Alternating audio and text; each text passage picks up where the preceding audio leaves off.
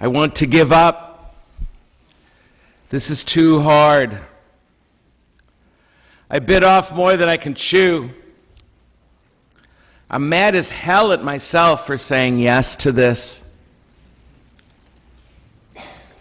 Thus spake Jeremiah. First, the backstory. When God found Jeremiah, God knew that this was the kind of person that God could work with. Jeremiah held the possibility of being a great prophet. Not perfect, mind you, by any means. Not perfect, but nevertheless a great prophet.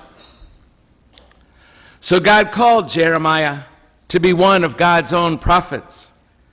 God could use this person to speak the truth, and especially to speak the truth to power, which is the role of a prophet. As prophet, Jeremiah's job was this.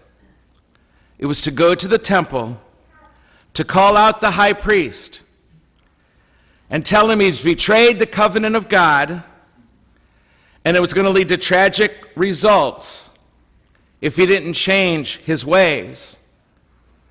As a matter of fact, it might be too late. But Jeremiah protested this invitation. Wait, I'm too young for this. I can't do that. You want me at my age to go to tell the high priest where to get off. I don't have the words. I don't have the experience to do this. I've barely figured out my own life, much less his. But God says to Jeremiah, say not that you're too young. I will be with you. I will be with you to deliver you, and that will be enough for you. Trust me. That will be enough for you. I will be there for you. So Jeremiah says, yes. He says yes based on what God promised he would do for him. He says, okay. And it's not long before Jeremiah regrets that decision. Young Jeremiah, he takes on the great high priest and ends up beat up, whipped, and placed in stocks. And when he gets out of jail, he goes right back in his youthful enthusiasm and starts all over again with the high priest. And he says to the high priest, hey, God told me to tell you he's given you a new name. You know the name you've had up until now, the one you were given at birth? Well, God has a new name for you. Terrorist. That's literally what his new name was. Terrorist. Ouch. So he's a little shaken by his boldness. He goes back to his room that night, and Jeremiah hits the wall. He buries his face in his hands. He buries his face in his hands.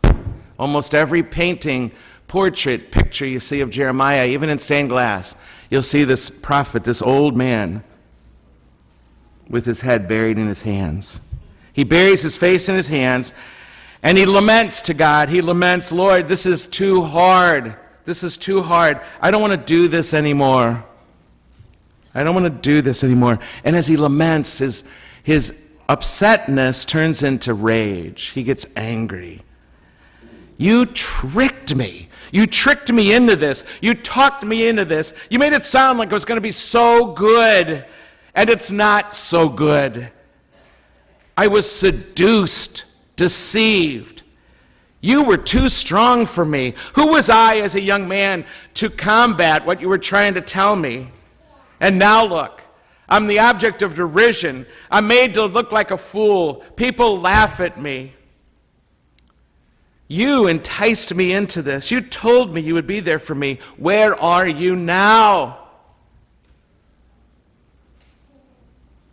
Have you ever felt like that after you've said yes to God in your vocation, your career, in a relationship? If you've ever felt like that, let's call that from here on out a Jeremiah moment. This Jeremiah moment when you hit the wall. You began in good faith. You thought this was the answer. This was what you were supposed to do. But then you hit the wall. Jesus had that Jeremiah moment not once, several times in his life, in his career as a prophet himself. The worst of all, it seems, was the night before he died, when in anxiety and full of fear, and weary to the bone, fatigued, which is a lot of times what happens when we hit the wall. He said, I can't do this. I can't do this, God. Jesus' Jeremiah moment.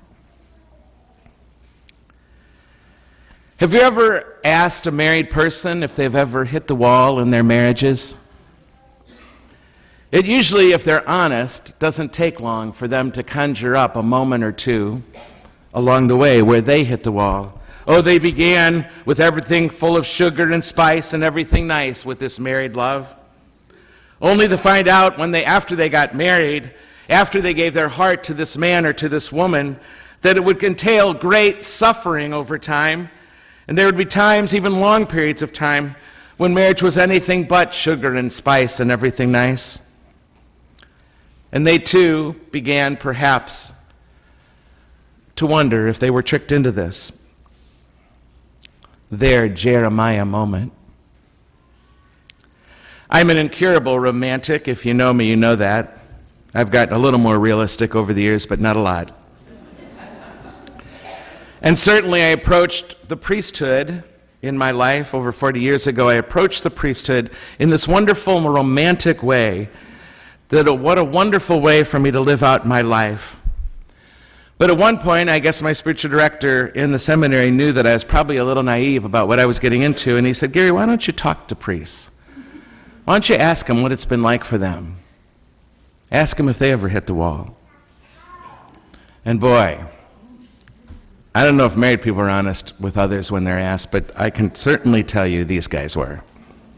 And I'll never forget one old priest. He was really old, and I very, very much admired him. I said to him, what's it been like for you? Has it been hard? And he said, Gary, it's been hard. And he said, Gary, if I would have known how hard it was going to get, I don't know if I would have had the courage to do this.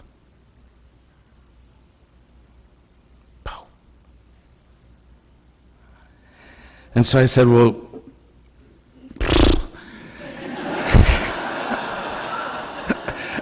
how'd you do it? I mean, you're sitting here, an old priest. You didn't quit. And he said, there's one word that's probably one of the most important words in my life. He said, it's persistence. I persisted with God's grace. Persistence. And this is a true story. I went home that night to the seminary, this big old institution that could be so lonely sometimes, and I wrote on a piece of paper one word, persist, exclamation point. And it's still in my desk drawer here now. And when I reach for a pencil or a piece of scratch paper, which I keep losing pencils, so this is God's way of making me see that word, I open the drawer and it says persist, exclamation point. Persist. Every vocation, if we're honest with ourselves, every vocation, every career, every work, every relationship at some point hits the wall. When we don't think we have what it takes anymore to make it through this, to carry on.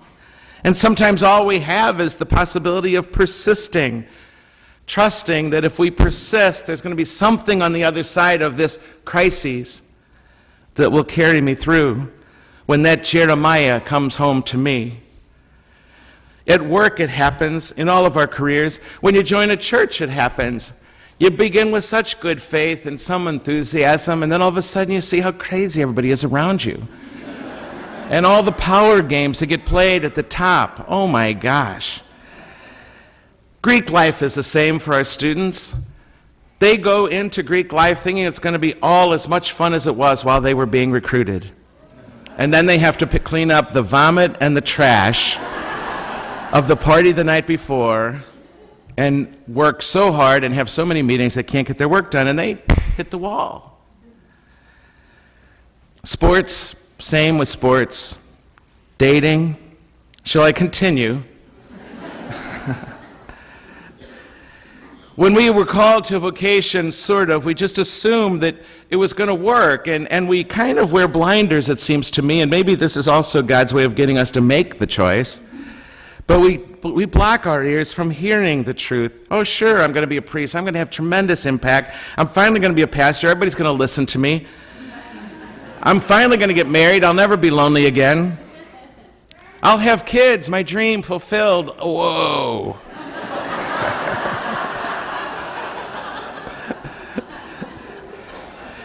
You know and I know that when we say yes, we're signing up for some hard times. And we need to know that, or there's no virtue in our choice. We need to know that we're signing up for some hard times. I wonder sometimes, I worry in marriage prep, are we realistic enough with these young idealistic couples about the hard times? You don't want to burst the bubble, you know? You don't want them to leave mad at you for being so real. I wonder if in the seminary we make it that real. I'm so grateful. My spiritual director saw this in me and he said, Gary, talk to priests. And they talked. I really believe an expectable crises is way easier to negotiate. We're less likely to give up if we know it might be coming along the way. If we know for sure we're going to have those Jeremiah moments. Truth is, when God calls us, God is calling us to something truly beautiful. That's what a vocation is, and it's profoundly true how beautiful it is. That's what catches our attention and carries our hearts. But that doesn't have to be with blinders on it anymore, and Jesus won't let it be with blinders on us anymore. In the gospel you just heard, he doesn't BS the disciples when he calls them to follow him. He tells them the truth. Yeah, I want you to follow me. It's going to be really good for you. I will be with you, and it's going to suck.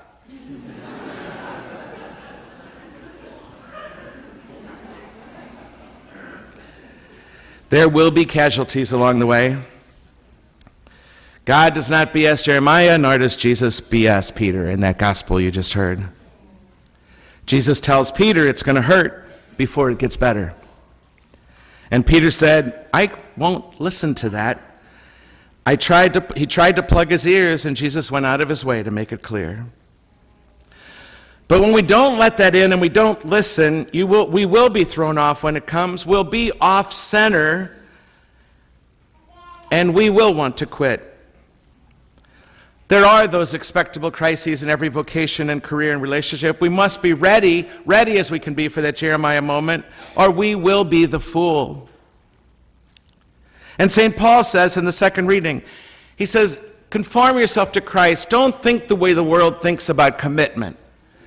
Don't deny the hard parts. Say yes to everything when you stand at this altar and give your life to another human being. Say yes to the good times and the bad, and to the sickness and the health. I know so many couples right now who are caregivers to their parents and to their spouse. And they're bone weary, and there's nights they go to bed crying in the other room because they don't want their partner to hear how weary they are, so that they don't feel guilty for the suffering, the cross they're carrying. But I got to tell you, as somebody standing outside of that, and I hope it's always true when we see this in somebody, I'm not in the suffering, so it's easy to say this, but you know and I know it's so beautiful. There's something so beautiful about that love that cares, even to the point of hitting a wall. But please hear how the story ends. Hear how the story ends, because Jeremiah wanted to quit. He wanted to quit. He said, I don't want to do this anymore. But just when I think I can't do this anymore, I can't not do this anymore. It burns. There's a fire in my belly. This is who I am. I am this marriage. I am this vocation. This is who I am. I can't do this and I can't not do this. And it's that fire in my belly that makes me get up the next morning and go back to the high priest and tell him the truth.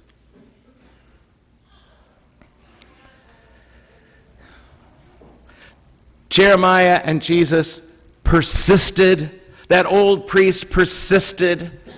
People married 50 years persisted.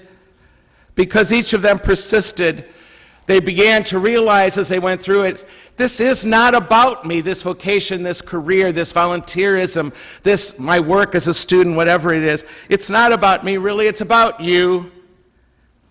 And if I finish what I started, well, maybe not what I started, maybe what you started.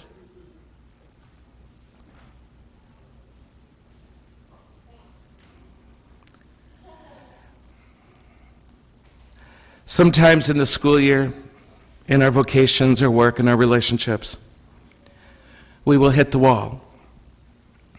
We will be the ones with our face buried in our hands.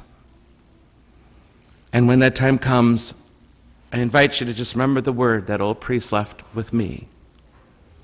And maybe put it on your mirror or in your desk drawer. Persist! Exclamation point. All the way through. Because you'll find out that the fire in your belly was God.